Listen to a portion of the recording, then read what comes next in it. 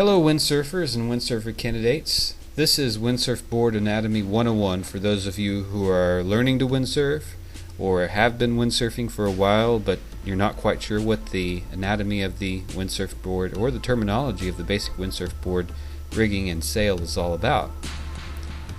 Here we have a computer generated example of an Exocet Kona surf.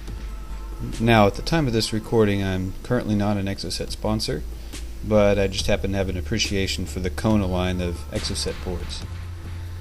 This is considered a user-friendly longboard with tendencies of a short board and higher wind. Right now we will not review the technical aspects of what makes this board go, but instead basic terminology of what we are looking at. Let's ignore the rig and sail for now and start with the board.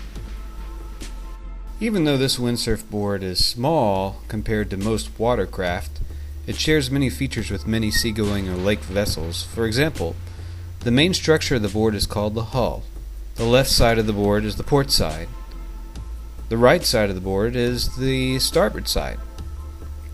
The edges of the board are called the rails. This is the starboard rail, and this is the port rail. The curvature and thickness of the rails affect the performance of the board, and rail configuration varies among different styles of board. The front of our vessel is the bow, the back of our vessel is the stern, but just like other board sports, we call the front of the board the nose, and we call the back of the board the tail. The width and shape of the tail greatly affect how the board maneuvers and how it performs at higher speeds. The top of the board is called the deck, just like in boating. This is the mast track. This is where the mast base inserts. This is the mast base. The mast base, or mast foot, can be adjusted forward or back on the board. The mast base position affects where the sail applies power to the board. This is determined by each individual sailor, often by trial and error, depending on the sailor's style of sailing or performance needs. This portion of the mast base is the universal joint, or U-joint. This is what makes windsurfing as we know it possible. The U-joint allows the rig of the windsurf board to be positioned easily.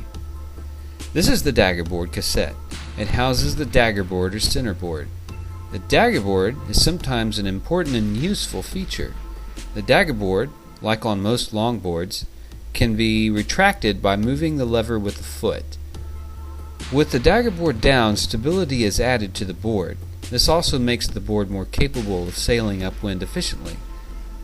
Daggerboards are a popular feature for beginners, as they allow you to sail back to your starting point far more easily in light wind.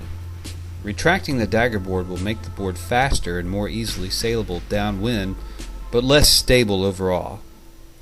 This is the fin, sometimes called a skeg, but usually called a fin.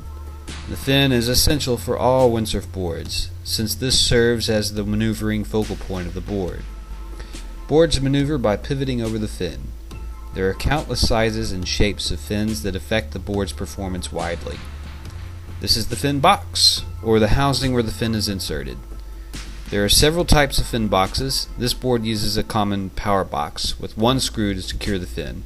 Other fin boxes use two screws, a hinge and a screw, or a sliding tab, whatever. Returning to the top of the board, these are the foot straps. When the board is planing or going so fast that it skips over the water at speed, the foot straps are useful to optimize sailor stance and keep the sailor from being pulled off the board. On this board, there are many possible foot strap positions. As a general rule, foot straps placed further inboard will allow for more control but less speed, while foot straps placed outboard are better for speed. One other feature that many Kona boards have is the step tail on the underside of the hull. This is a common feature of modern longboards. When these boards achieve a plane, they have the wetted surface area of a shorter board, allowing for greater performance and versatility.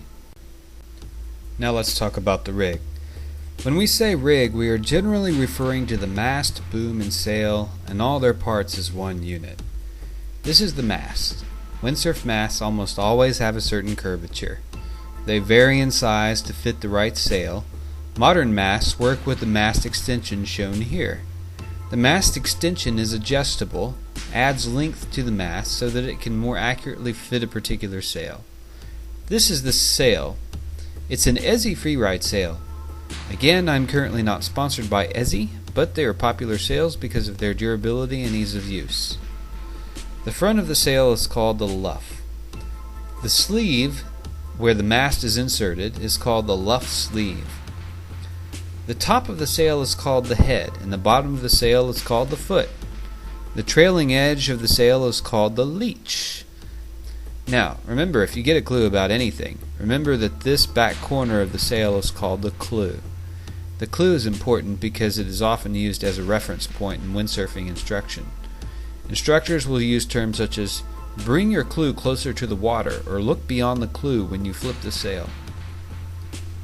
These are the battens. They are hard but flexible ribs that help hold the shape of the sail. This is the boom. The boom is what the sailor holds on to. It is also what allows all sail positioning and a great deal of steering. Now, the lines. There are 4 basic types of lines that are important on the windsurf rig. First, this is the uphaul line, a must for almost all beginners. This rope is what is used to uphaul or pull the sail out of the water. This is the downhaul line. The downhaul affects the downward tension of the sail, the curvature of the mast, and the overall shape of the sail. This is the outhaul line. The outhaul is the outward tension on the sail. This affects the shape of the sail. More outhaul makes the sail flatter, but easier to handle in high winds. Lastly, these are the harness lines. Sailors hook into the harness lines for leverage. Harness lines are almost essential in high winds. Perfectly positioned harness lines allow sailors to sail without needing to grip the booms tightly. Well, that just about covers the basic makeup of a windsurf board with sail and rigging and everything else. Let's see if we can go over it again quickly. Try to keep up. Hull, port side, starboard side, starboard rail, port rail, bow, stern, nose, tail, deck, mast track, mast base, U-joint, daggerboard cassette, daggerboard, fin, fin box, foot straps, step tail, rig, mast, mast extension, sail, luff, luff sleeve, head, foot, leech, clew, battens, boom, uphaul line, downhaul line, and outhaul line, and finally harness lines.